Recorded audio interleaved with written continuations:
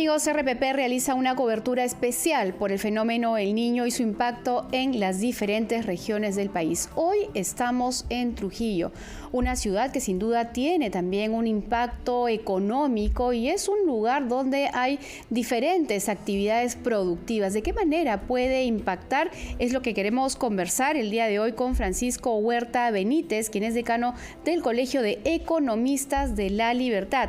Bienvenido, doctor Huerta. Bienvenido, Francisco.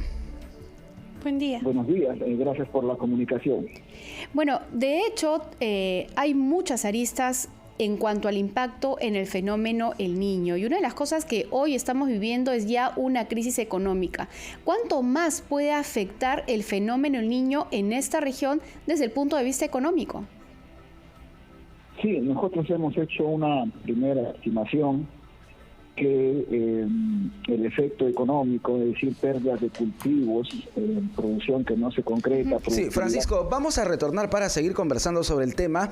Hay un problema ahí en la comunicación. Vamos a solucionar este problema inmediatamente, porque recordemos, amigos, que RPP está realizando una cobertura extraordinaria, recorriendo uno a uno los puntos en su momento afectados por los fenómenos relacionados con el clima. Hay que recordar, amigos, que las lluvias, los desbordes, las quebradas que lo arrasan todo realmente, forman parte de un escenario que ya hemos vivido en el país, especialmente en las zonas de Piura, de Lambayeque, de Tumbes y de La Libertad.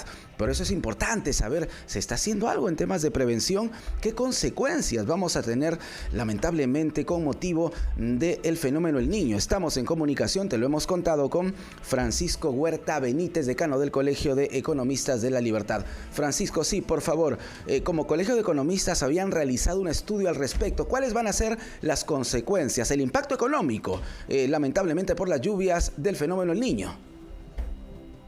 Sí, bueno, hemos estimado el impacto económico directo, es decir, pérdida de cultivos, caída de productividad, que en general afectaría a un equivalente a 1,5 del PBI, es decir, 600 millones de soles, y en infraestructura 800 millones, que es equivalente al 2 del PBI. En conjunto, el efecto sería de 1.400 millones de soles, 3,5 del PBI. En términos de actividades económicas, las más afectadas sería la agricultura y pesca, o sea, el sector llamado primario, y la manufactura primaria vinculado a la pesca y la agricultura. Por ejemplo, un caso es la pesca, es la anchoveta, que no es de aguas calientes, cae la captura de anchoveta, y cae también el procesamiento de harina de pescado, el empleo y las divisas. También otro sector que cae cuando se interrumpen carreteras es el comercio y el transporte. Esas son las actividades, y por supuesto también el turismo, porque ya el turismo, que es una actividad intensiva en mano de obra, que aún no recupera su nivel prepandemia, incluso sería uno de los afectados, ¿no? También.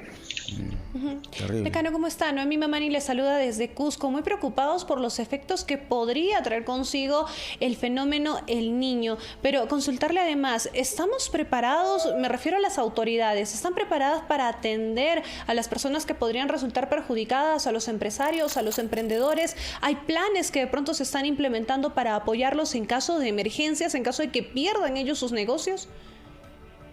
No se evidencia que haya una respuesta a la altura de las exigencias. Un indicador puede ser la ejecución presupuestal del fenómeno del Niño. En La Libertad hay 137 millones de soles para el fenómeno del Niño, se ha ejecutado el 27,2%. Increíble. La mayor parte de estos 137 millones es 105 millones para el gobierno nacional, que son actividades, ni siquiera proyectos, salvo 2 millones para Laredo, ha ejecutado a la fecha casi el 22%. Los gobiernos locales sí, pero tienen 10 millones, un 70%, y el gobierno regional 22 Francisco, millones. y la pregunta es ¿por qué? ¿Por qué se ejecuta tan poco de este presupuesto?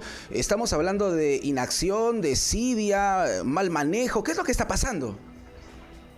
Sí, es importante una mayor articulación entre los tres niveles, y los tres están interviniendo en una misma región. El gobierno nacional con 105 millones de 137 y solo ejecuta el 21,2 o el 22%,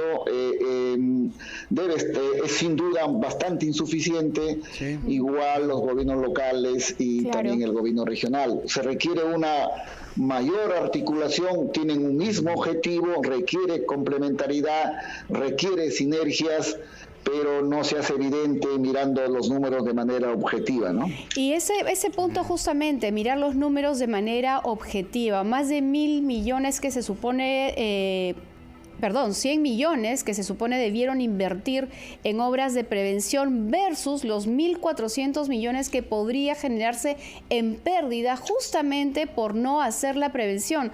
Lo que nos lleva a mirar lo que le va a pasar al ciudadano de a pie, porque estamos mirando cifras globales, pero eso significa que si va a afectar la agricultura, va a afectar la pesca, actividades primarias, quiere decir que pudiera haber escasez, lo que genera una disparada de precios y menos acceso a alimentos.